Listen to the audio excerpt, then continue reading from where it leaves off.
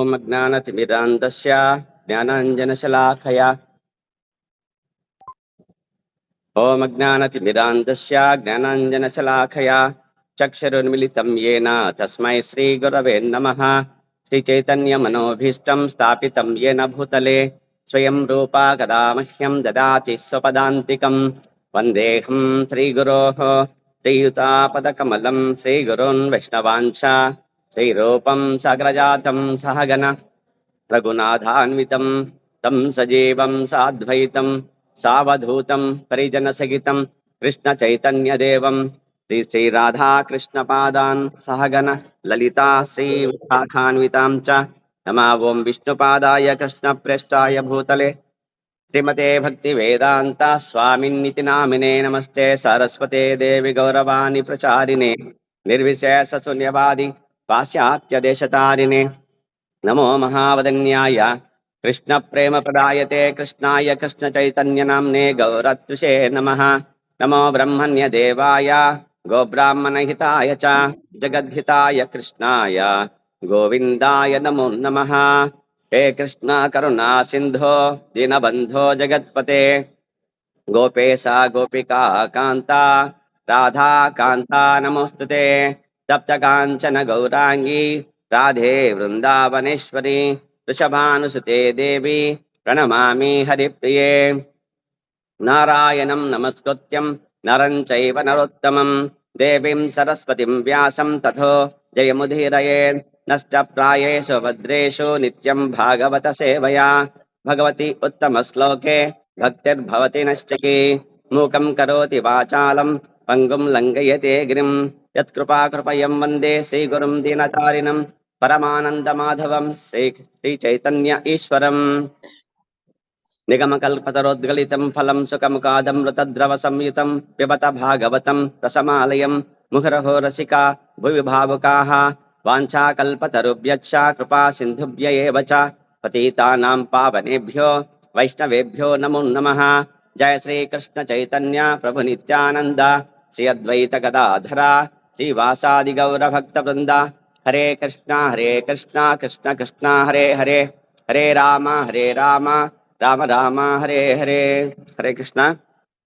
నిత్యం భాగవత సేవయా తరగతి ఈనాటి వైష్ణవులందరికీ స్వాగతం సుస్వాగతం.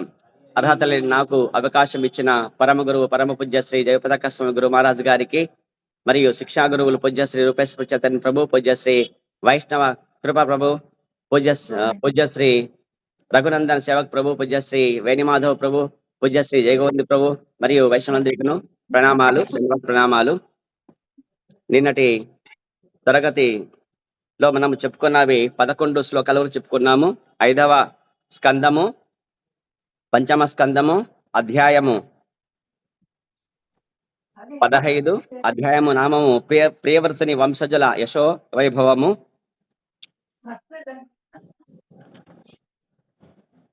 ఇక గయుడు 11 శ్లోకాలు చెప్పుకున్నాము. గయుడే మహారాజు యొక్క కీర్తించడం జరిగింది ఇక్కడ సుఖదేవ గోస్వామి. తర్వాత 12వ శ్లోకం నుంచి కృష్ణ ఇది మ్యూట్ చేసుకోండి. ఎవరో మాట్లాడుతున్నారు ఇక్కడ. మాతాజీ ఎవరో మాట్లాడుతున్నారు, మ్యూట్ చేసుకోండి. మాతాజీ మ్యూట్ చేసుకోండి. హరే కృష్ణ.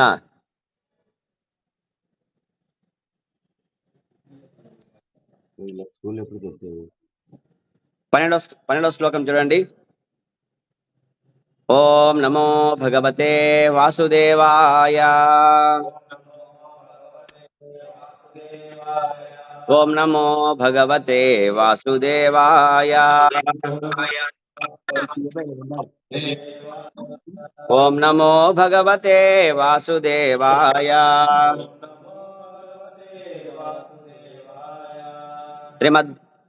శ్రీమద్ భాగవతము పంచమ స్కందము 15వ అధ్యాయము 12వ శ్లోకము. యస్యా అధ్వరే భగవాన్ అధ్వర ఆత్మా మఘోని మాద్యతి ఉరు సోమపీఠే శ్రద్ధా విశుద్ధ అచల భక్తియోగ సమర్పిత విద్యాఫలం అజహార. ప్రతిపదార్థం యస్య యవ్వాని యొక్క అధ్వరే వివిధ యజ్ఞములందు భగవాన్ దేవదేవుడు అధ్వర ఆత్మ సమస్త యజ్ఞభోక్త యజ్ఞపురుషుడు మఘోని ఎప్పుడైతే ఇంద్రుడు మాధ్యతి మత్తుడగుచుండెను ఉరు అధికముగా సోమపీఠే సోమరసమును త్రాగి భక్తితో విశుద్ధమగు అచల నిశ్చలమైనట్టి భక్తి యోగముచే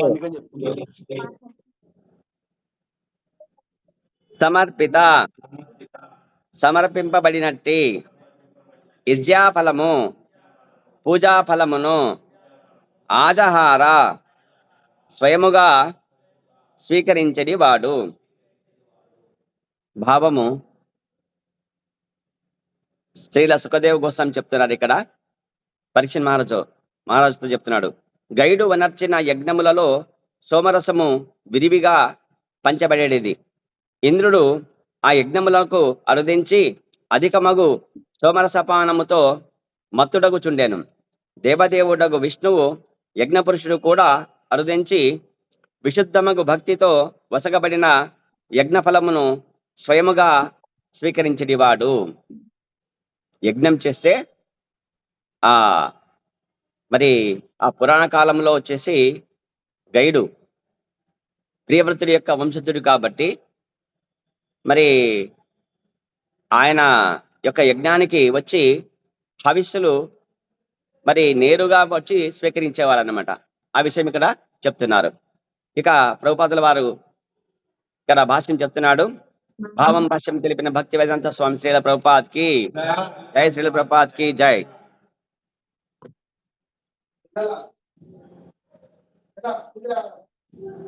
హరే కృష్ణ. భాష్యం చూడండి. పరమపూర్ణుడగు గైడు ఇంద్రాది దేవతలందరినీ సంతృప్తిపరచను. కాబట్టి మానవులకు దేవతలకు సంబంధము ఏర్పాటు చేసినాడు భగవంతుడు. మీరు మానవులు యజ్ఞం చేయాలి, యజ్ఞాచరణం చేయాలి. తద్వారా హవిష్యుల ద్వారా వాళ్ళు శక్తివంతులు అవుతారు దేవతలు. అప్పుడు శక్తివంతులై మీకు తగిన వరాలు ఇచ్చి మీకు తగిన సౌకర్యాలు ఏర్పాటు చేసి మీ జీవనానికి సహకరిస్తారు అని చెప్పినారు. కాబట్టి ఆ విధంగా ఇక్కడ గైడు పరిపూర్ణుడగు గైడు ఇంద్రాది దేవతలందరినీ సంతుష్టిపరచను. కాబట్టి ఆ విధంగా మనము దేవతలను సంతుష్టిపరచాలి. ఎప్పుడు పరుస్తామంటే దేవతలను సంతుష్టిపరచాము. ఎప్పుడు పరుస్తామంటే యజ్ఞము ద్వారా సంతృప్తి పరచాము. కాబట్టి ఒకరికొకరు ఈ భౌతిక జగత్తులో ఉండే దేవీ దేవతలు, తర్వాత మానవులు, మనుష్యానం చతుర్లక్షితిలో ఉండే వీళ్ళంతా మనుష్యానం చతుర్లక్షితి కిందే వస్తారు వీళ్ళంతే. కాకపోతే మనకంటే శక్తివంతులు కాబట్టి ఒకరినొకరు మీరు సాయం చేసుకోండి. మీరు యజ్ఞాచరణం చేసి యజ్ఞం ద్వారా హవిస్సులు అర్పించేస్తే దేవీ దేవతలు ఆ హవిస్సులను స్వీకరించి వాళ్ళు శక్తివంతులై మీకు తగిన సకల సౌకర్యాలు ఏర్పాటు చేస్తారు. అది వర్షం కురిపించడం కావచ్చు, మంచి పంటలు పండించే ఏర్పాటు చేయడం కావచ్చు, వారి వల్లే అవుతుంది. కాబట్టి మీరు విత్తినంత మాత్రాన పంట చేతికి వచ్చింది నేను చేశానని మాత్రం కాదు అని చెప్పేసి ఒకరికొకరు తెలుసుకొని ఉండండి అని చెప్పేసి భగవంతుడు చెప్పినాడు, గీతలో చెప్పినాడు. కాబట్టి అందుకే ఆయన పరిపూర్ణుడైన గైడు. కాబట్టి ఆ గైడు ఇంద్రాది దేవతలకు యజ్ఞయాగాదులు చేసి వాళ్లకు సోమరసాన్ని ఇస్తున్నాడు. వాళ్ళంతా తగినంతగా కాకుండా అత్యధికంగా ఇస్తున్నాడు. అత్యధికమైన యాగాలు చేస్తున్నాయి. వాళ్ళకి ఎంతో పూర్ణ సంతృప్తి పరుస్తున్నాడు అనమాట. సాధారణ సంతృప్తి కాదు, అది పూర్ణ సంతృప్తి. మరి యజ్ఞ ఫలమును స్వీకరించుటకు విష్ణు భగవానుడు స్వయంగా యజ్ఞస్థలికి హర్దించడివాడు. చూడండి, యజ్ఞం చేస్తే ఎవరు రావాలా? దేవీ దేవతలు రావాలా? మరి దేవాది దేవుడైన శ్రీకృష్ణ భగవానుడి యొక్క అంశ అయిన విష్ణు భగవానుడే వస్తున్నాడు ఇక్కడికి. కాబట్టి ఆ కాలంలో అంత పవిత్రమైన యజ్ఞం చేసే హోతలు, తర్వాత ఆ యజ్ఞానికి సంబంధించిన అధ్యక్షులు, మరి యజ్ఞకర్తలు ఆ విధంగా పవిత్రంగా ఉండి, యజ్ఞస్థలి పవిత్రంగా ఉండి ఆ విధంగా చేసేవాళ్ళు కాబట్టి వస్తున్నారు. కలియుగంలో అది సాధ్యమా అంటే కాదు. మరి దాని స్థానంలో ఏం ఏం పెట్టినాడు? జపయజ్ఞము పెట్టినాడు. కలియుగ ధర్మం ఏంటంటే జపయజ్ఞం. ఆ యజ్ఞం చేయడానికి లేదు. అది త్రేతాయుగం అది సత్యయుగం సంబంధించిన ఇదంతా ఇది. సత్యయుగంలో సంబంధించిన ఎవరు? ఈ ప్రియవ్రతుడు, ఉత్తానపాదుడు, మరి ధ్రువ మహారాజు, వీళ్ళ పెదనాయన, ధ్రువ మహారాజు పెదనాయన ఆయన ప్రియవ్రతుడు. ఆయన యొక్క వంశజులు వీళ్ళంతా గైడు. కాబట్టి మనవడు అవుతాడు, ముని మనవడు అవుతాడు అనమాట. కాబట్టి ఎవరు? గైడు. కాబట్టి వీళ్ళంతా వాళ్ళ వంశస్థులు కాబట్టి, అది సత్యయుగం కాబట్టి, సత్యయుగం సిలబస్ యజ్ఞం కాబట్టి యజ్ఞం చేసినారు వాళ్ళు. అంటే యజ్ఞం. త్రేతాయుగం సిలబస్ యజ్ఞం కాబట్టి యజ్ఞం చేసినారు. కాబట్టి ఆ విధంగా మనం ఏం చేయాలంటే జపయజ్ఞం చేయాలా. ఏమి జపయజ్ఞం అంటే ఏమి? సింపుల్ గా హరే కృష్ణ కృష్ణ కృష్ణ హరే హరే, హరే రామ రామ రామ హరే హరే అని ఒక 10 మంది 100 మంది కూర్చొని సామూహిక జపం చేస్తే జపయజ్ఞం అయిపోతుంది. అంతే. అది పవిత్రమైన జపయజ్ఞం అయిపోతుంది. కాబట్టి ఆ విధంగా మనము చేయాలి, కలియుగ ధర్మం పాటించాలా. ఇక గయుడు కోరినప్పటికీ దేవతలు మరియు దేవదేవుడు అతనికి ఆశీస్సులను వరములను వసగిరి. కోరలేదా ఆయన? కోరినప్పటికీ ఇప్పుడు మనము ఏదైనా సరే ఒక వ్రతము లేదా ఒక యజ్ఞము లేదా ఒక పూజ ఒక తపస్సు చేస్తాం కదా. చేసినాక దేవీ దేవతలు ప్రత్యక్షం అవుతారు కదా. అయ్యాక వాళ్ళ ధర్మం ఏం తెలుసా? ఎవరైతే వ్రతం చేశారో వాళ్ళు అడగకపోని వాళ్ళకు వరాలు ఇచ్చిపోవాల్సిందే. అంతే, వాళ్ళ విధి అది, వాళ్ళ బాధ్యత అది, వాళ్ళ ధర్మం అంతే వాళ్ళది. కాబట్టి దేవీ దేవతల ధర్మం ఏమిటి? ఆ భక్తుడు అడగకపోయినా కూడా అతనికి ఏమి ఇవ్వాలా? వరాలు ఇవ్వాలా. కాబట్టి అట్లా అడగనప్పటికీ గైడు వీళ్ళంతా వచ్చి ఇచ్చేవాళ్ళనమాట. వాళ్ళలో ఎవరు? విష్ణు భగవానుడు కూడా ఉన్నాడు అనమాట. అది చెప్తున్నాడు. కాబట్టి దేవాది దేవుడు కూడా అతనికి ఆశీస్సులను వరములను వసగిరి. ఇక 13వ శ్లోకము. మనుజుని కర్మలచే భగవంతుడు ప్రసన్నుడైనప్పుడు బ్రహ్మ మొదలుగా సమస్త దేవతలు, మానవులు, పక్షులు, తేనెటీగలు, లతలు, వృక్షములు, తృణములు, సమస్తేతర జీవులు అప్రయత్నముగా ప్రసన్నులగుదురు. భగవానుడే ఎల్లరియందు పరమాత్మని రూపమున విరాజమానుడై ఉండును. అతడు సహజముగానే పూర్ణానంద స్వరూపుడు అయినను ఆ దేవదేవుడు గయుని యజ్ఞస్థలికి ఏతెంచి నేను ప్రసన్నుడనైతిని అని స్వయముగా పలికెను. చూడండి, విష్ణు భగవానుడు వచ్చినాడు. మీరిచ్చిన హవిస్సులు, మీ సోమపానం వల్ల నేను ఎంతో ప్రసన్నుడనేనని చెప్పినాడు. అంటే దేవాది దేవుడికి మనకైతే ఆకలి ఉంటుంది కదా, మనకైతే అన్నప్రసాదం కావాలా. మరి ఆయనకి మనలాంటి దేహం ఆయనది అంటే కాదు. మనది పాంచభౌతికమైన 24 తత్వాలతో ఏర్పడిన భౌతిక దేహం మనది. ఈ దేహానికి ఒక రోగం ఉంది. ఏంటా రోగం అంటే ఆకలి రోగం. ఆకలి రోగానికి మందులాగా భగవంతుడి ప్రసాదం ఇవ్వాలా.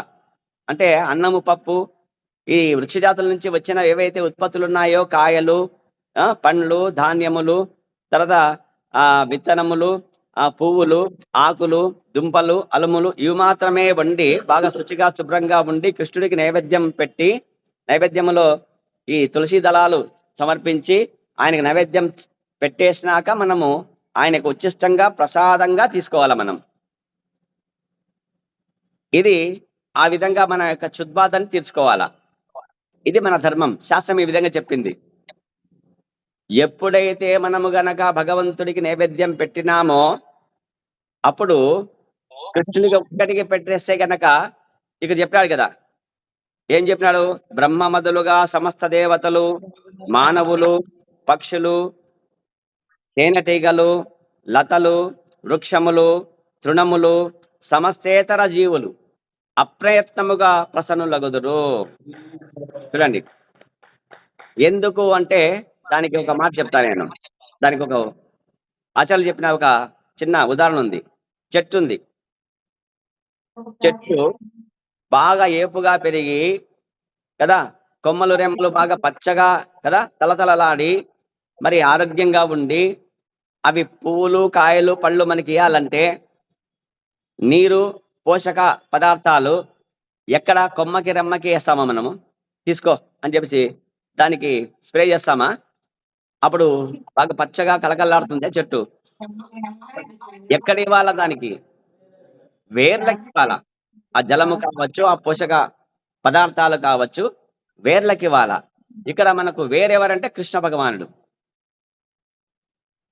కాబట్టి ఒక చెట్టు యొక్క వేరుకు మాత్రమే మనము ఏదైతే జలాన్ని ఇచ్చి ఆహార పోషకాలు అంటే ఆ వృక్షాన్ని ఏపుగా పెరగడానికి అవసరమైన మరి ఆ పదార్థాలు ఏవైతే ఉంటాయో అవన్నీ వృక్షం యొక్క వేర్లకు ఇస్తాం కాబట్టి అది బాగా అన్ని శాఖోపశాఖలకు విస్తరించిపోయినట్టు ఒక శ్రీకృష్ణ భగవానుడికి మాత్రమే నైవేద్యం పెడితే గనక 33 కోట్ల దేవీ దేవతలు 84 లక్షల జీవరాశులు దాంట్లో ఇవన్నీ వస్తాయి.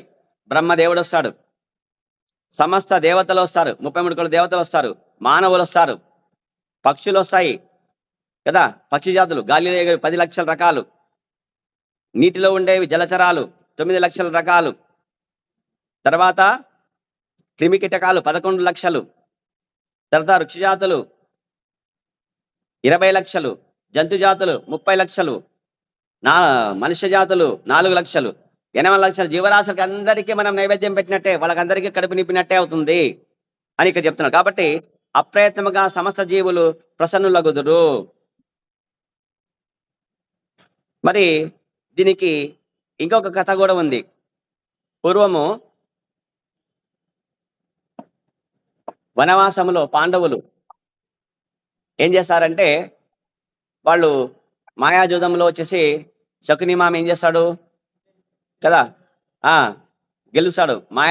మాయ చేసి మసిపూసి మారేడుకాయ చేసేసి వాళ్ళది ఇంద్రప్రస్థం రాజ్యాన్ని తీసేసుకొని తర్వాత వీళ్ళందరినీ కూడా దాసులు చేసేసుకొని మా జూదంలో ఓడించేసి నిబంధన పెడతారనమాట. 12 ఏళ్ళు వనవాసము, 1 ఏడు అజ్ఞాతవాసం చేయాల మీరు అని. ఆ 1 ఏడు అజ్ఞాతవాసములో గనక మళ్ళీ ఇతను భీముడు, ఇతను ధర్మరాజు, ఇతను అర్జునుడు అని గుర్తుపడితే గనక మళ్ళీ 12 ఏళ్ళు వనవాసం చేయాలా, వెళ్ళాలా మీరు అని చెప్పేసి ఆ విధంగా వాళ్ళు కిటుకు పెడతారనమాట, మెలికలు పెడతారు ఇటువంటివన్నీ. ఎందుకంటే ఆడ ఆ దుర్యోధనుడు ఎవరు తెలుసా? కలిపురుషుడు. అక్కడ కలిబాధలు స్టార్ట్ అక్కడి నుంచి అన్నాడు వాళ్ళకి. అందుకే వాళ్ళు వనవాసం చేస్తారనమాట. చేసినప్పుడు సూర్య భగవానుడి యొక్క ఉపాసన వల్ల అక్షయ పాత్ర వస్తుంది ధర్మరాజుకి. కాబట్టి వాళ్లకు ఆహార పదార్థం అంటే ఆహారాలు ప్రసాదాలు నైవేద్యం పెడతారు. ఆ అక్షయ పాత్రలో ఈ పాత్ర నిండా పులిహోర కావాలి అంటే పులిహోర వస్తుంది, దద్దోజనం కావాలంటే దద్దోజనం వస్తుంది, స్వీట్ పొంగల్ కావాలంటే స్వీట్ పొంగల్ వస్తుంది, భక్ష్యాలు కావాలంటే భక్ష్యాలు వస్తాయి. అన్ని కృష్ణుడు నైవేద్యం పెట్టేస్తారు. తర్వాత వాళ్ళు తింటారు. ఫస్ట్ ఏం చేస్తుంది ద్రౌపది మాత? అత్తగారికి తర్వాత భర్తలకి అందరికీ వడ్డించి చివరగా తను ప్రసాదం తీసుకొని దాని అక్షయ పాత్రను శుభ్రంగా కడిగేసి మళ్ళీ పూజా గదిలో పెట్టేస్తుంది. అంతే. ఒకసారి కడిగినాక మళ్ళీ నెక్స్ట్ ఎప్పుడు నైవేద్యం ఎప్పుడు పెట్టాలా? మధ్యాహ్నం 12 గంటలకు పెట్టాలి అంతే. లేదా మధ్యాహ్నం 12 గంటలకు పెడితే రాత్రి 7 గంటలకు పెట్టాలా, ఉదయం 8 గంటలకు పెట్టాలా, ఆ విధంగా ఉంది. కాబట్టి ఆ విధంగా ఉపయోగిస్తారనమాట. కానీ దుర్వాస మహర్షి వస్తాడనమాట, 10,000 మంది శిష్యులతో వస్తాడు, కావలసి పంపిస్తాడు. దుర్యోధనుడు చెప్తాడనమాట, హస్తినాపురంలో బాగా సేవలు అందుకొని దుర్యోధనుడు చెప్తాడు, మా అన్న ఉన్నాడు ధర్మరాజు, ఆయన వనవాసం చేస్తున్నాడు, ఆయన దగ్గరికి పోయి ఆయనకి ఆశీర్వదించు అంటాడు అనమాట. ఆశీర్వదించు కాదు, ఈ టైంలో పోమని చెప్తాడు అనమాట. వాళ్ళంతా తిని పాత్ర కడిగేసింటారు, అప్పుడు పోతే శాపం ఇస్తే బాగుంటుంది అని చెప్పేసి అనే దురుద్దేశంతో పంపిస్తాడు. ఎవరు? దుర్యోధనుడు కదా, దురాలోచన కలవాడు అనమాట. దూరాలోచన కాదు, దురాలోచన కలవాడు. పంపిస్తే పాపం సరేలే అని చెప్పేసి పాపం ఈయన కూడా వెళ్తాడు. భోజన ప్రియుడైన ఎవరు? దుర్వాసముని అంత ఆహారం ఎవరు తినలేరు. ఆయనకి పదార్థాలు పెడితే గనక, ప్రసాదాలు పెడితే గనక చాలా తింటాడు ఆయన. ఎస్. ఇక 10,000 మంది శిష్యులు కూడా ఉంటారు. ఆ గణంతో పోయేసి ఇంకా ధర్మరాజు దగ్గర పోయి కలుస్తాడనమాట. నమస్కారం, సాష్టాంగ దండ ప్రాణం చేస్తాడు. ఆ ఆ గురువు గారు చెప్పండి, ఆ మీరు మీ సేవలో సదా మీ సేవలో ఉన్నాను, ఏం చేయాలి చెప్పండి అంటే, ఏం లేదు మేము స్నానం చేసి వస్తాం పోయి. ఆ కాబట్టి బాగా అలసిపోయినాం, దూరం దూరం ప్రయాణం చేసేసి మరి ప్రసాదాలు ఏర్పాటు చేయని చెప్తారనమాట. ఎవరు? దుర్వాస మహర్షి. ఎవరు చెప్తారు? ధర్మరాజుతో. సరే అని చెప్పేసి, సరే అని చెప్పాలి అక్కడ అంతే. సరే అని చెప్పి దండ ప్రాణం చేసేసి వచ్చేసి ఇంక వాళ్ళు నదికి వెళ్ళిపోతారు స్నానం చేయడానికి. ఈయన వచ్చేసి ద్రౌపది మాతని పిలుస్తారనమాట. ఏమండి ఏమేం చెప్పండి, అక్షయ పత్రాలు మరి సిద్ధం చేయండి మీరు అని చెప్తారనమాట.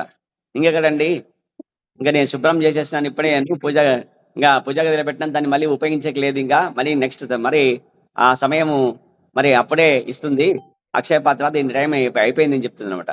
ఇంకా చేసేది లేక అమ్మతో చెప్తాడు, తమ్ముళ్ళంతా కలుస్తారు, మొత్తము 7 మంది కలిసి బాగా చింత చేసుకుంటూ ఉండి, అప్పుడు ఈ అమ్మ ఏం చేస్తుంది, ఎవరు కుంతీదేవి, కుంతి మహారాణి, కృష్ణాయ వాసుదేవాయ దేవకీ నందనాయ చ నందగోపకుమారాయ గోవిందాయ నమో నమః అని ప్రార్థిస్తుంది. కృష్ణుడు చేస్తాడంతే. అత్తగారు చెప్పండి, ఏమేం చెప్పండి, ఏమి ఏం కష్టం చెప్పండి అంటాడు వాడు. నాయన కష్టమే వచ్చింది నాయన నాకు, ఏమి మరి మీ బావాలకి కష్టం వచ్చింది, మరి ఏ విధంగా అయితే దీన్ని తీర్చాలో నువ్వే అని చెప్పేసి, మరి నీవే మాకు దిక్కు కదా, కాబట్టి మీరే మాకు దిక్కు, భగవంతుడు మీరే కాబట్టి ఆమెకు తెలుసు అనమాట. దేవాది దేవుడు శ్రీకృష్ణ భగవానుడు తెలుసు ఆమెకి, కృష్ణుడికి. కాబట్టి మీరే నన్ను రక్షించండి అని చెప్తాడనమాట. అంతేనా, సరే సరే అని చెప్పేసి చెల్లమ్మ అని పిలుస్తాడు ద్రౌపది మాత. ద్రౌపది మాతకి ఆమె పేరుకు కృష్ణనే పిలిస్తే వచ్చేస్తుంది అనమాట. అన్నగారు చెప్పండి అంటే, అక్షయపత్రి తీసుకురా తల్లి అంటాడు. అన్నయ్య చెప్పినాను ఇందాకే మీ బావగారితో చెప్పినాను, కడిగి పెట్టినా పూజ గదిలో పెట్టినాను, కాదని చెప్పినాను అని చెప్తే, నీకు తెలియదు తల్లి, పోయి తీసుకురాపో అంటారు అనమాట. తీసుకొచ్చేసే లోపల ఈమె పోయే లోపల అక్కడ ఒక చిన్న మెతుకు సృష్టి చేసింటాడు మహామాయ కృష్ణుడు. జగన్నాథుడు ఏం తక్కువైనడా కదా, ఒక మెతుకు పెట్టించాడు లోపల శుభ్రం. అప్పుడు తీసుకొచ్చి ఇట్లా చూస్తాడనమాట, టింగ్ అని ఒక మెత్తగా, అదిగో చూడమ్మా చెల్లమ్మ చూడు, సరిగ్గా కడగలేదు అసలు నువ్వు శుభ్రం, నీకు అసలు పాత్రలు కడిగాక రాదు నీకు సరిగా, నీకు చూడు ఇక్కడ ఒక మెతుకుంచుడు అని తీసుకొని నోట్లో వేసుకుంటాడు. అమ్మయ్యా తృప్తిగా ఉంది, నాకు భోజనం పెట్టినావా అమ్మ తల్లి, నువ్వు కడుపు నిండా భోజనం పెట్టినావా నాకు అని చెప్పి ఆయన తృప్తి చెందితే, అక్కడ ఆ నది లో జనములు స్నానం చేసేసి గట్టు పైన ఉండి అంతా పొడి బట్టలు కట్టేసుకొని వాళ్ళు సిద్ధంగా ప్రసాదం తినడానికి రావాలని చెప్పి సిద్ధంగా ఉండే వాళ్ళందరికీ అకస్మాత్తుగా అప్రయత్నంగా, ఇది చెప్పారు కదా, అప్రయత్నముగా వాళ్ళంతా కడుపు నిండా అంత ప్రశాంతత పొందేసి ఇంకా వాళ్ళు కింద పడుకొని ఇంకా దొర్లుతుంటారు అనమాట. భుక్తాయాసంతో ఎట్లయితే కింద పడుకొని ఎట్లయితే దొరుకుతున్నారో అట్లా దొరుకుతున్నారు అనమాట అక్కడ. అప్పుడు కృష్ణుడు పిలుస్తాడు అనమాట, బావా భీమసేన రా అంటాడు. ఏం బావా చెప్పండి, నమస్కారం చేస్తాడు అనమాట. చెప్పు కృష్ణ అంటాడు. కృష్ణ నువ్వు పోవాలా, పోయి దుర్వాస మహర్షి వాళ్ళ శిష్యుని పిలుచుకురా అండి, అన్నం సిద్ధమైందని చెప్పండి, ఆహారం పదార్థాలు సిద్ధమైందని చెప్పండి, రమ్మని చెప్పండి అని చెప్తాడు అనమాట. ఏం బావా మీరు పరాచకాలు చేస్తారా మాకు, ఏమి మమ్మల్ని ఇంకా శాపం ఇప్పించాలని చూస్తున్నారా మీరేమైనా, ఏదో చేయి నాయన నువ్వు అని చెప్తాడు. ఏం లేదు నువ్వు పో, నా మాట వినని చెప్తాడు అనమాట. పోయి చూస్తే వాళ్ళంతా దుర్వాస మహర్షితో పోయి దండ ప్రాణం చేసి, గురువు గారు మీరు మీ శిష్యులతో అంతా కలిసి మీరు రావాల్సిందే, మా అన్నగారు యుధిష్ఠులు చెప్పినారు రండి అని చెప్పేసి ఆహ్వానిస్తానమాట. అంటే నాయన మాకు ఇక్కడే కడుపు నిండిపోయింది, మేము రాలేము, భుక్తాయాసంతో ఉన్నాము, మరి మాది ఇంకో ప్రయాణం ఉంది, ఇంకో దూరం చాలా దూరం ప్రయాణం చేయాలి, ఇక్కడ మీరు ఉండే కుటీరం చాలా దూరంగా ఉంది, దయచేసి మేము రాలేము, క్షమాపణ చెప్పండి అన్నగారికి, మేము వస్తామని చెప్పేసి వెళ్ళిపోతారు అంతే. ఆ విధంగా కృష్ణుడికి ఒకటికి నైవేద్యం పెట్టేస్తే కనుక, ఇంకో విషయం కృష్ణ, నీవు ఇంటి యజమాని అయితే నీ ఒక్కడ అన్నం తినకూడదు, ఇంట్లో ఉండే బల్లి, పిల్లి, ఈగ, దోమ, కంటి కనబడని అన్ని సకల జీవులు ఏవైతే ఉన్నాయో సూక్ష్మ జీవులు అన్నిటికీ అన్నం పెట్టాలా, నీ తమ్ముడికి, నీ చెల్లికి, మీ అమ్మకు, అన్నకి, అందరికి అన్నం పెట్టాలా నువ్వు యజమాని అయితే. ఆ తర్వాత చివరగా యజమానిగా నువ్వు అన్నం తీసుకోవాలా. ఇది సాధ్యమవుతుందా మనకి? అందుకే సబ్స్టిట్యూషన్ పెట్టినాడు కృష్ణుడు, నాకు ఒక్కటి పెట్టు నేను అందరికి పెట్టేస్తాను, నువ్వు ఎందుకు బాధపడతావు కృష్ణ అని చెప్పినాడు మనకు. కాబట్టి మనం ఏం చేయాలంటే రోజు కృష్ణ నైవేద్యం పెట్టేసి అయిపోయింది అంతే, అందరు పెట్టేసినట్టే ఇంకంతే. ఇంట్లోనే ఉండే జీవులోటే కాదు, సమస్త దేవీ దేవతలకి 84 లక్షల జీవరాశులు అయితే దేహాలు తీసుకున్నాయైతే 14 లోకాలు ఉండే బ్రహ్మాండంలో ఈ బ్రహ్మాండంలో ఉండే ప్రతి ఒక్కరికి మనం ప్రసాదం పెట్టేసినట్టే కృష్ణుడు పెడితే. కాబట్టి కృష్ణ ప్రసాదం తీసుకోండి, కృష్ణ ప్రసాదం పెట్టండి అని గురువులు ఆచార్యులు చెప్పింది శాస్త్రం ఇది అనమాట. అదే ఇక్కడ చెప్తున్నాడు. కాబట్టి భగవానుడే ఎల్లరి యందు పరమాత్మని రూపమున విరాజమనై ఉండును. చూడండి, ఎందుకు ఎట్ట కృష్ణ అట్టెట్టయితది అన్నాం అనుకోను. ఎస్, అట్టే అవుతుంది. ఎట్టయితుంది అంటే ఇట్ అవుతుంది. ఎట్ట అంటే ఇక్కడ ఎవరున్నాడు చెప్పండి? ఇక్కడ ఎవరున్నారంటే ఇద్దరున్నారు. ఎవరెవరున్నారు? జీవాత్మ, పరమాత్మ. జీవాత్మ అంటే నేను, జీవాత్మ అంటే ఎవరు? నేను. పరమాత్మ అంటే ఎవరు? జగన్నాథుడు, అంతర్యామి, శిరోదక సాయి విష్ణు రూపంలో ఉంటాడు. పాల సముద్రంలో విష్ణు ఉంటాడు కదా, లక్ష్మీదేవి పాదాలు నొక్కుతూ ఉంటే ఆడ బాగా ఆనందంగా వచ్చే పాల సముద్రంలో సైనించి ఉంటాడు కదా, ఆ శిరోదక సాయి విష్ణు ఇక్కడ ఉంటాడు. ప్రతి ఒక్కరి జీవిలో ఉంటాడు. ఎవరిలో ఉంటాడు? చీమ హృదయంలో మొదలుకొని బ్రహ్మదేవుడి యొక్క హృదయం వరకు అందరి అంతటా విస్తరించి ఉంటాడు విష్ణువు. విష్ణువు అంటే అంతటా విస్తరించి వ్యాపించి ఉన్నవాడిని విష్ణువు అని చెప్తాడు అనమాట. అందరి హృదయాల్లో ఉంటే పరమాత్మ ఎవరంటే విష్ణువు. కాబట్టి ఆయన సంతృష్టి చెందినాడు. ఇక్కడ నేరుగా వచ్చేసి గడి యొక్క యజ్ఞస్థలికి వచ్చేసి సోమపానాన్ని తాగి సంతృష్టి చెందినాడు. కాబట్టి ఆయన సంతృష్టి చెందినాడు కాబట్టి ప్రతి ఒక్క జీవుడి హృదయంలో ఉండే జీవాత్మ కూడా, సకల జీవులు కూడా సంతృష్టి చెందుతాయి అని ఇక్కడ శాస్త్రమాచార్యులు చెప్తా ఉంది. కాబట్టి ఇంకా అతడు సహజముగానే పూర్ణానంద స్వరూపుడు. ఎవరు అతడంటే? విష్ణువు. కృష్ణుడు ఎవరు? పూర్ణానంద స్వరూపుడు. ఆయన సహజంగా ఆయనకి మనలాగా ఎప్పుడైనా ఆకలి అవుతుందా? ఆకలి బాధ ఉంటుంది ఆయనకి? ఆయన కడుపు ఉంది మనలాగా? లేవు. కడుపులో పేగులు ఉన్నాయా? పెద్ద పేగు, చిన్న పేగు, కాలేయము, గుండెకాయ, కిడ్నీకాయ, ఆకాయ, నరాలు, ఎముకలు, రక్తము, చీము, ఇవన్నీ వెంట్రుకలు, ఇవన్నీ ఉన్నాయి ఆయనకి? మనకిచ్చినాడు. ఆయన సచ్చిత్ ఆనంద స్వరూపం అయింది. అవన్నీ లేవు ఆయనకి, మనకే ఉండేది. ఇవన్నీ ఇప్పుడు చెప్పినవన్నీ ఉండేవారికంటే భౌతిక జీవికి ఉంటాయి. ఆయన భౌతిక జీవి కాదు, ఆయన పరమాత్మ. ఆయన ఈ భౌతిక జీవిలో ఉండే ఈ భౌతిక జీవి అంటే ఎవరు? మనం కాదు. ఆయన ఆధ్యాత్మికుడు. ఆయన ఆధ్యాత్మిక పరమాత్ముడు. ఆయన మనము ఆయన యొక్క అంశ. మనం కూడా జీవాత్మ కూడా అంతే, ఆధ్యాత్మికమే, భౌతికం కాదు. ఈ 24 తత్వాలతో ఏర్పడిన ఇప్పుడు చెప్పిన పదార్థాలని భౌతిక పదార్థాలు. ఈ భౌతిక పదార్థం మీద ఏర్పడిన దేహంలో వచ్చేసి జీవుడు ఇక్కడ ఉన్నాడు అంతే. ఇక్కడ దీంట్లో ఉన్నాడు. ఎందుకంటే జీవుడికి కాళ్ళు చేతులు ఉండవు, కర్మ చేయడానికి కాదు. కాబట్టి ఒక దేహం ఆశ్రయించి ఏదో చీమ పనులు చేసే చీమ దేహం తీసుకుంటాడు, కుక్క పని చేయడానికి కుక్క దేహం తీసుకుంటాడు, కోతి పని చేయడానికి కోతి దేహం తీసుకుంటాడు. కాబట్టి మనమంతా ఏం చేస్తామంటే కోతి చేష్టలు ఎక్కువ చేస్తుంటాం అనమాట. అంటే గత జన్మలో కోతిలో ఉంటాం మనమంతా. స్కూల్లో పిల్లకాయలకి ఇట్లా చెప్తాను నేను, మీరంతా క్లాస్ లో అల్లరి ఎక్కువ వేస్తున్నారు, కోతుల్లాగా చేస్తున్నారు, కోతి చేష్టలు చేస్తున్నారు, మీకు ఇంకా కోతి మనస్తత్వం ఇంకా పోలేదు నీకు. ఆ కోతి యొక్క లక్షణాలు ఉన్నాయి కాబట్టి మీరు పోయిన జన్మలు మీరంతా కోతులు కాబట్టి కోతులుగా వ్యవహరిస్తున్నారు, మీరు మనుషులుగా మారండి అని చెప్పినారు అనమాట. చెప్తామన్నమాట. కృష్ణుడి భక్తులుగా మీరు జపం చేయండి అని చెప్తా పిల్లకాయలకి నేను. కాబట్టి ఆ విధంగా వచ్చేసి ఆయన పూర్ణుడు, ఆయన భగవంతుడు, మనము కాదు. ఆ దేవాది దేవుడు గైని యజ్ఞస్థలికి తెంచి నేను ప్రసన్నుడైతిని అని స్వయముగా పలికెను. చూడండి, ఆ విధంగా చెప్పినాడు. ఇంకా ప్రభువు చెప్తున్నాడు, దేవాది దేవుడు శ్రీకృష్ణుని ప్రసన్నుని చేయుట ద్వారా మనుషులు దేవతలను ఇతర జీవులందరినీ ఎట్టి భేదభావం లేకుండా సంతృప్తి పరచగలరని ఇచ్చట స్పష్టంగా తెలుపబడినది. కాబట్టి ఒకరు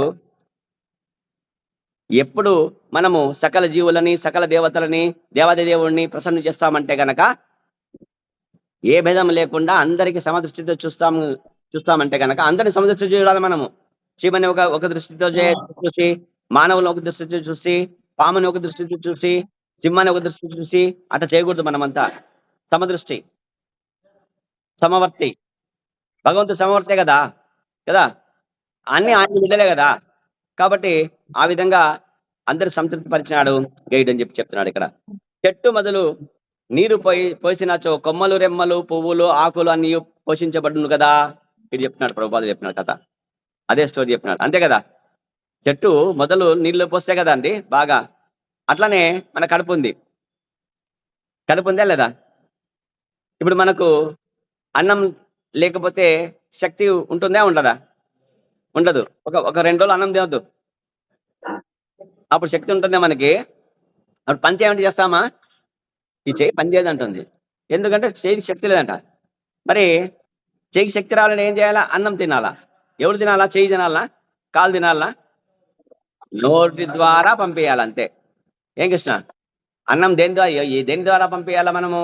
ఈ చెయ్యికి పని చేయడానికి శక్తి, ఈ కాలుకి నడవడానికి శక్తి రావాలంటే నోటి ద్వారా. మరి కృష్ణ ప్రసాదాన్ని ఇవ్వాలా? ఏ ప్రసాదాన్ని? ఏది పడితే అది కాదు, హోటల్లో ఉండేది కాదు, అది పాపపుత్రుడది. దీనికి నరకానికి పోతాం మనం. సత్యం ఇది. కృష్ణ ప్రసాదం ఇచ్చేస్తే గనక ఆ దేహానికి శక్తి వస్తుంది అనమాట. ఆ విధంగా అది పని చేయగలుగుతుంది. ఆ విధంగా ఇక్కడ ఇది ఒకటి 2 ఉదాహరణ అనమాట. బాగా గుర్తుపెట్టుకోవాలి కృష్ణ మీరు. కాబట్టి ఆ విధంగా చెట్టు కొమ్మలన్నిటికీ మొదలకు నీరు పోసినచో కొమ్మలు రెమ్మలు పువ్వులు ఆకులు కదా అన్ని పోషించబడును కదా. దేవదేవుడు ఆత్మ సంతృప్తుడు అయ్యను గయుని స్వభావముచే ఎంత ప్రసన్నుడనయ్యనగా అతడు స్వయముగా యజ్ఞస్థలికి అర్థించి నేను ప్రచటనైతిని అని స్వయముగా పలికెను. ఇట్టి మహారాజు గైనితో ఎవరు సరిపోగలరు? అంటే గైడు ఇట్టి మహారాజుతో సరితూగగలడు కలవాడు ఎవరు లేరని చెప్పేసి ఇక్కడ ప్రభావం చెప్తున్నాడు. కాబట్టి ఆ విధంగా గొప్ప భక్తుడు ఆయన, గొప్ప వైష్ణవుడు ఆయన గైడు. గైడు అంటే మనము ఏదో కృష్ణుడు ఒకసారి గయోపాఖ్యానం చేసి కథ వింటాం చూడు. అదే నదీ జలములో వచ్చేసి అర్ఘ్యం ఇస్తా ఉంటే పైనుంచి ఒక గైడ్ అయిన గంధర్వుడు ఆయన పేరు గైడే. గంధర్వుడు వచ్చేసి భార్యతో కలిసి తాంబూలం వేసుకొని ఉమ్మేసినాడు. అది కృష్ణుడు చేతిలో పడింది. అప్పుడు కృష్ణార్జున యుద్ధం వస్తుంది అని చెప్పేసి విన్నాం కదా. ఆ గైడు కాదు, ఈ గైడు వేరు. అతను గంధర్వుడు ఆయన. ఇతను పేరు, ఇతను మహా పరమ భాగవతుడు, కృష్ణ భక్తుడు ఆయన.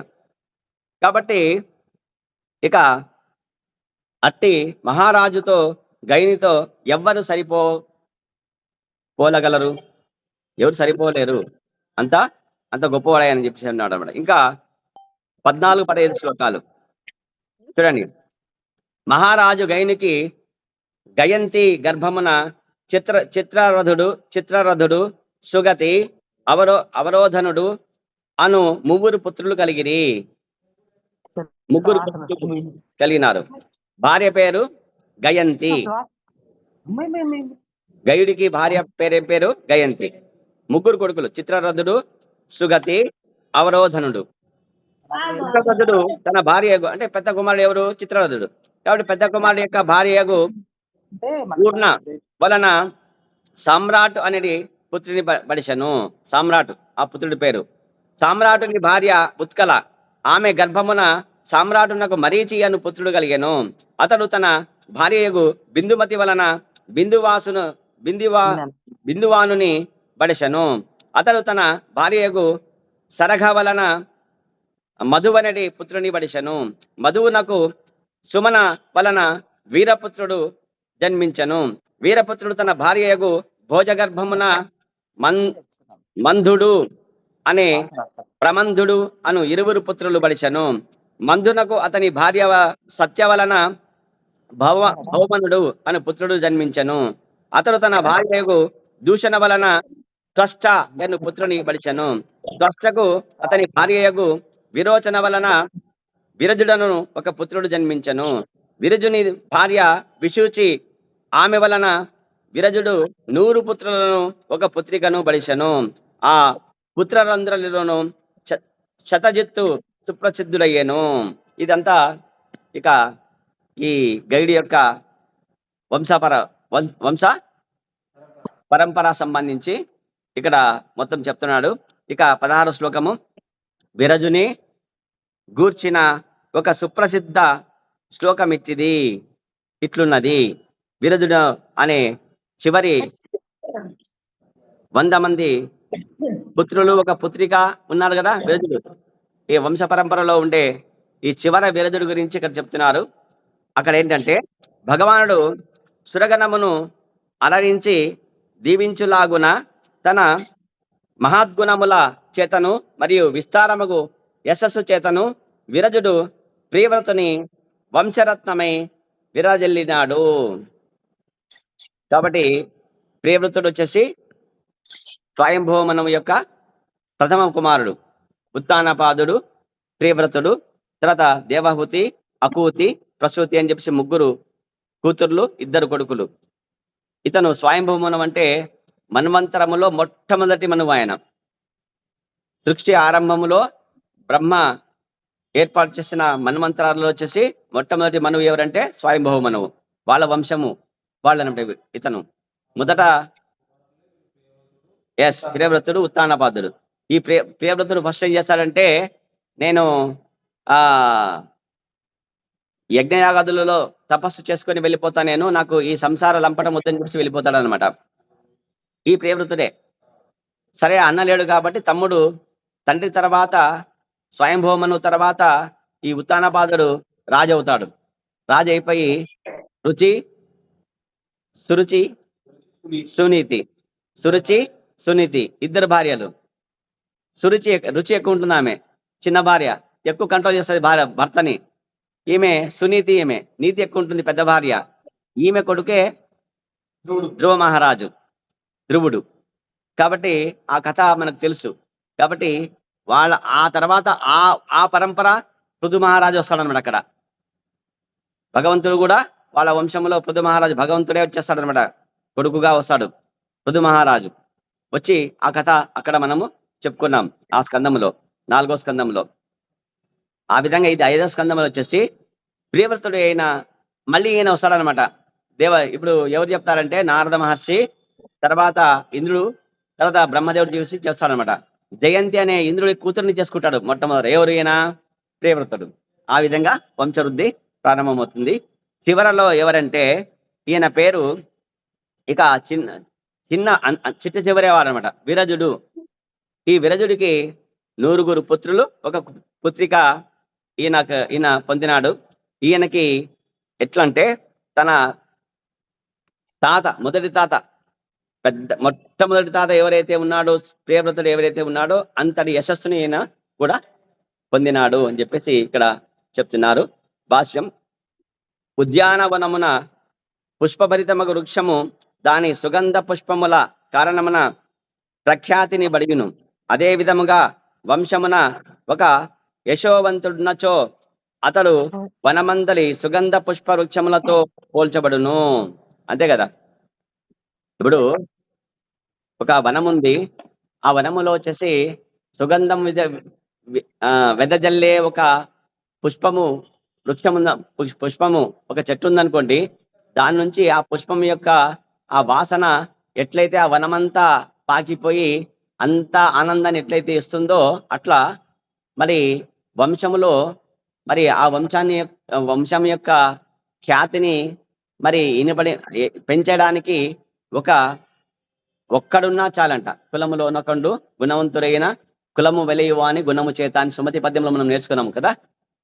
కులములోన ఒక్కడు గుణవంతుడున్న కులము వెలయువ అని గుణము చేత అని చెప్పేసి మరి సుమతి పద్యంలో మనం చెప్పినట్టు అనమాట. ఆ విధంగా వచ్చేసి మరి గొప్ప యశస్సును తీసుకొచ్చినాడు ఈ విరజుడు అని ఇక్కడ చెప్తున్నాడు. కాబట్టి వనమందలి సుగంధ పుష్ప వృక్షముతో పోల్చవచ్చును అట్టి వారిని. ఆ యశోవంతుడు ఎవరైతే ఆ వంశానికి కీర్తి తీసుకొస్తాడు. కాబట్టి ఆ విధంగా వంశానికి కీర్తి తీసుకునే విధంగా ఉండాలి మనుషులు. అంతే కానీ స్వార్థంతో వచ్చేసి చెడ్డ పనులు చేసేసి కదా, గీతలో చెప్పినట్లు కాకుండా మతాలు మారి వాళ్ళ యొక్క పితృదేవతలని శాశ్వత నరకవాసం చేసే విధంగా మాత్రం ఉండకూడదు.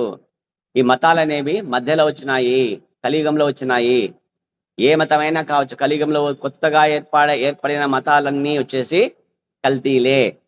అవన్నీ నరకానికి రాజమార్గాలే.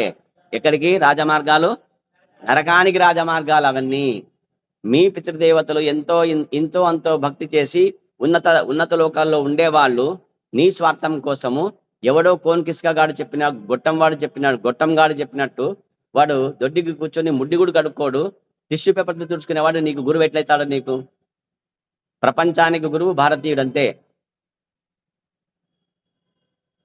కాబట్టి ఆ విధంగా వాడు చెప్పినవి, ఆ మతం వాడు చేసిన ఏర్పాటు చేసిన మతాల వల్ల స్వీకరించి వల్ల నువ్వు పతనమైపోతే గనక నీ పితృదేవతలు కూడా శాశ్వత నరకలోక వాసులైపోతారు, నీ వల్ల వాడు పోతారు. కాబట్టి వంశాన్ని నిలబెట్టే విధంగా నీవు ఉద్ధరించబడాలి తప్ప స్వార్థానికి చెంది వంశం నాశడానికి మాత్రం పోవడానికి వీలు లేదు అని దీనివల్ల మనము తెలుసుకోవాల్సిన ఎంతైనా అవసరం ఉంది.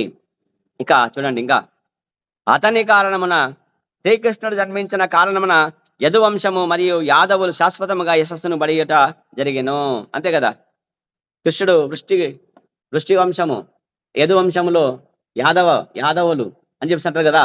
మరి ఆ వంశములో పుట్టినందుకు ఆ వంశములో ఉండే 6 రాజవంశములన్నీ ఎంతో గొప్ప కదా, ఎంతో గొప్ప యశస్సును పొందినాయి అన్నమాట.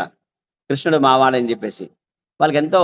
కాబట్టి భగవంతుడు ఆయన సాధారణమైన అంటే ఇప్పుడు గైడు లాగో లేదా వెలుడు లాగో కదా, జస్ట్ మానవ దేహం తీసుకొని తర్వాత ఏదో మరి గొప్ప గొప్ప యజ్ఞయాగాదులు చేసి కీర్తి గడించిన వారు కాదు అతను, సాక్షాత్తు భగవంతుడే ఆయన. కాబట్టి ఇంకా గొప్ప యశస్సును తీసుకొచ్చినాడు ఆయన ఆ యదువంశం వాళ్లకు, యాదవులకు, యదువంశం వారికి అని చెప్పేసి చెప్పినాడు అనమాట. వీరజుని ఆవిర్భావము వలన ప్రియవ్రతుని వంశం శాశ్వతంగా ప్రసిద్ధిగాంచను.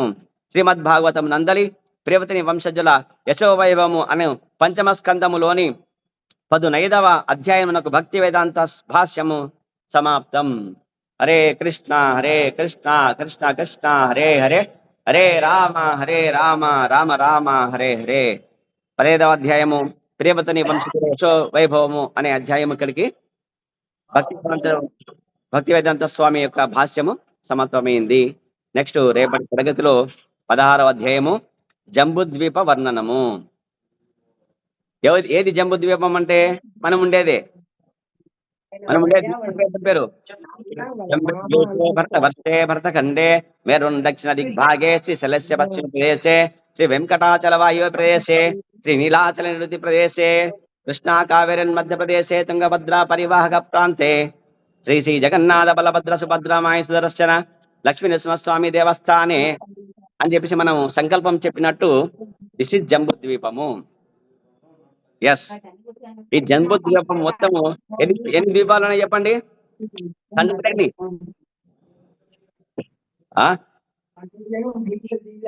6 ఖండాలు, సముద్రాలన్నీ 7. ఏ కృష్ణ సోషల్ మర్చిపోయినా అప్పుడేను, కానీ 7 ఖండాలు కూడా 7, ద్వీపములు 7, సప్త ద్వీపములు అనే శాస్త్రంలో ఉంది. భౌతిక్కలు ఎవరు భౌతిక్కలు అన్నమాట. వాళ్ళకి ఏం తెలియదు, ఏదో ఇది ఖండము ఇది లేదు అనుకుంటారు. అన్ని ఖండములే, సప్త ద్వీపములు, సప్త నదులు. హరే కృష్ణ. కాబట్టి దీని గురించి రేపు తరగతిలో మనం చర్చించుకుందాము. హరే కృష్ణ.